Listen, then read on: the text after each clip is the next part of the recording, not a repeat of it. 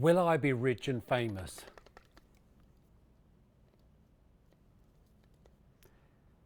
My sources say no. Will I own a Ferrari? Outlook good. Will we ever get Bob Goff on this show? It is certain. Hey everybody, Pastor James here, and welcome to the Sideshow. Now, I just want to let you know that this is not how I actually planned my whole life. It's very random. But with God, nothing is random. We've been learning all about the story of Joseph and how God had a plan for his life. Well, today we're going to hear the final part of the story of Joseph. We're actually going to meet Jacob, who was Joseph's dad. Remember, right at the start of the story?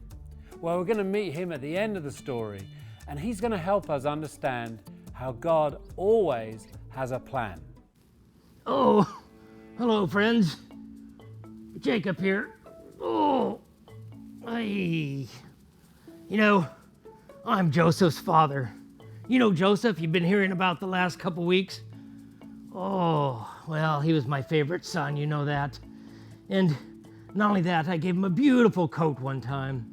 He had dreams that he would be a great ruler. I was so happy. I couldn't wait for him to be a ruler. Although one time, he went out with his brothers. Something terrible must have happened because when they got back, his coat was all torn up. I figured he'd been killed by an animal or something. It made me so sad, and I wondered what happened to the dreams that he had of being a great ruler. Well, a few years later, we were running out of food. I sent my sons down to Egypt because I'd heard they had food and they could buy food down there. Oh, when they got back, I was so happy because you know what? I found out Joseph was alive. He wasn't dead, and not only that, he was a great leader right there in Egypt. Oh, it reminded me of the dream that he had, and God had made it all happen. When I finally got to Joseph and he told me about his life and all the things that had happened, I saw God's plan. I saw that God was in it the whole time, and the dreams that he had did come true. You know, friends, God has a plan for you too. Sometimes it may not seem like it, and you may be going through stuff that is really hard, but God has a plan for you. Just stick with it. God is in control. Wow, what an amazing story. Thanks, Jacob. Let's turn to Psalm 118, verse 1. Here's what it says. Thank the Lord because he is good. His love continues forever. You know, one thing we've really learned is that God had big plans for Joseph. And he has big plans for us too. And he has big dreams for our future. So we can trust that his love continues forever.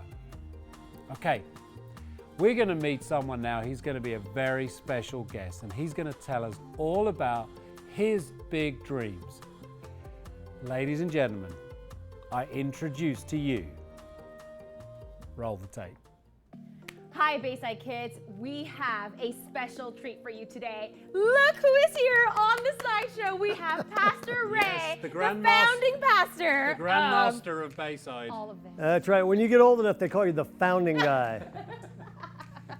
Well, we have some questions for you, Pastor Ray. Fire I don't know away. if you know, we've been studying the life of Joseph, and we've been dreaming big with the kids and encouraging them actually to keep dreaming big, even in the midst of all that's going on. Yeah. So when you were a kid, Pastor Ray, did you have any big dreams for your life? Here's the deal. When I was a kid, I wasn't a Christian yet, okay? So my dreams, I had dreams, but they weren't big dreams. Like I was like, oh man, I'd like to be good at basketball, okay? Or I dreamed that my sister wouldn't cause us much trouble. Or I remember one time my little sister is in a high chair and she's like 1 year old and I am like 5 years old, and she picks up her bowl of Cheerios and looks right at me, smiles, and dumps the whole bowl of Cheerios over her head. All this milk's coming down. Now my dad came in, does he yell at her? No, he yells at me. So my dreams are like, I would like to be yelled at, not for this. So, Yeah, just so not- I wasn't a Christian yet, so I didn't really have big dreams. Sure. They were more like dreams like, okay, can I stop my sister from pouring milk on her head? That's awesome. So obviously you're a senior pastor, founding pastor of Bayside Church, really big church. You have, you've obviously had a lot of dreams for this church, but I assume you've not finished dreaming big for Bayside Church. No, right. What would be some of your big dreams that our kids and families would love to hear from you about? You bet. Okay, so here's what I'm gonna say. I'm gonna talk directly to you kids. Every single one of you, if you're a boy, raise your hand. If you're a girl, raise your hand, okay? If you're over 10, raise your hand. If you're under 10, raise your hand. Good. This is for you.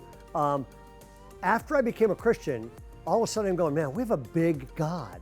So when you become a Christian, you have this major advantage over everybody. You have a big God who answers big prayers and loves to do some really cool stuff.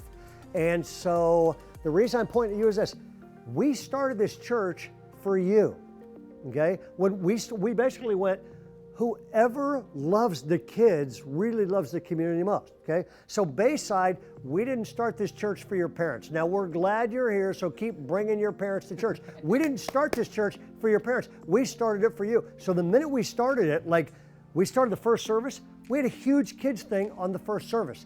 After the service, we had inflatables for kids. And it was the very first service of Bayside was a party for kids, and they got to bring their parents, okay? Then the first year, here was a dream. We went, could we dream up like a breakaway, okay?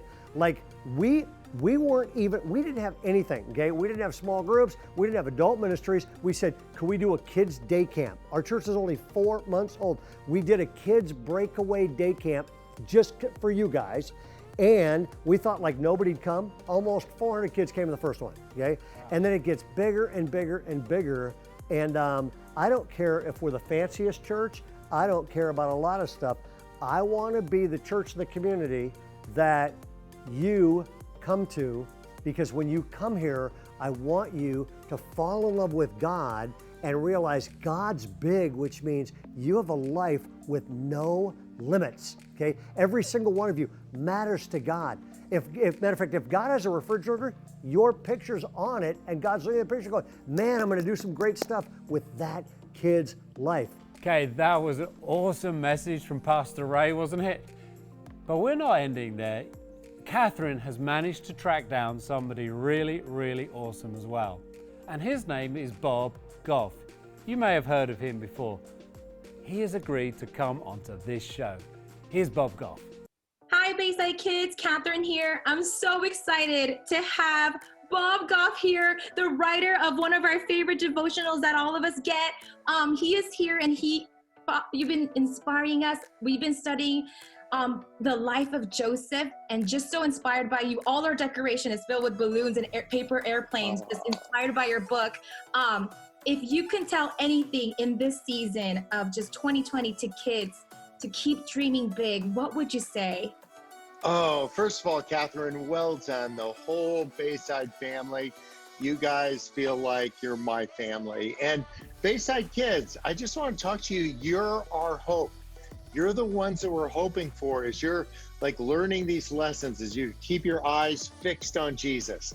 That's what your job is. And all of us that are a little bit older, we're counting on you to do that. And God gave you some parents who love you. They gave you people like Catherine and her team that love you.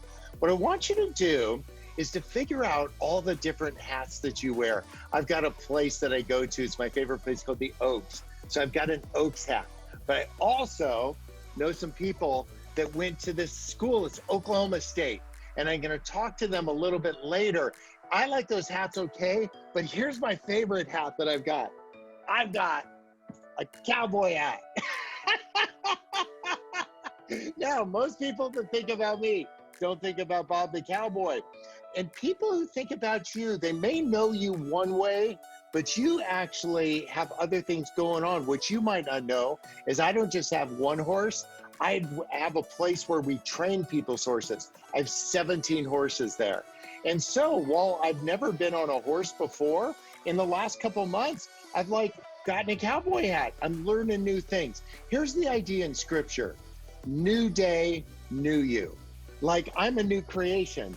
You're a new creation. And if you're going to live into the grown-ups that we're all banking on you to be, what I want you to do is figure out who it is that's underneath the hat. Like, what are your feelings? The times you feel sad, find somebody, your parents, Catherine and her friends, let people know how you feel. The times that you're feeling really happy, let somebody know. Let them know why you're happy. And if you could be authentic like that, you could just actually know the times where you feel close to God, let some people know, I really feel close and here's why. And the times you feel a little bit further away, I'm telling you, if you want to be these adults that we're hoping to be someday too, that you'll just be super authentic. You guys, I love you. I'm proud of you. Whoever it is that God's put underneath your hat, just know I'm rooting for you. All right, bye you guys. Thank you. Thank you so much. So we keep saying God has big dreams for us, but how do we know what those plans are? Well, it's a bit like Lego, building Lego. See, I want to build this amazing Mars research shuttle. So here goes. I don't need the manual. I'm amazing at Lego. All right, I can build this. No problem. Okay, it took me a while, but here it is.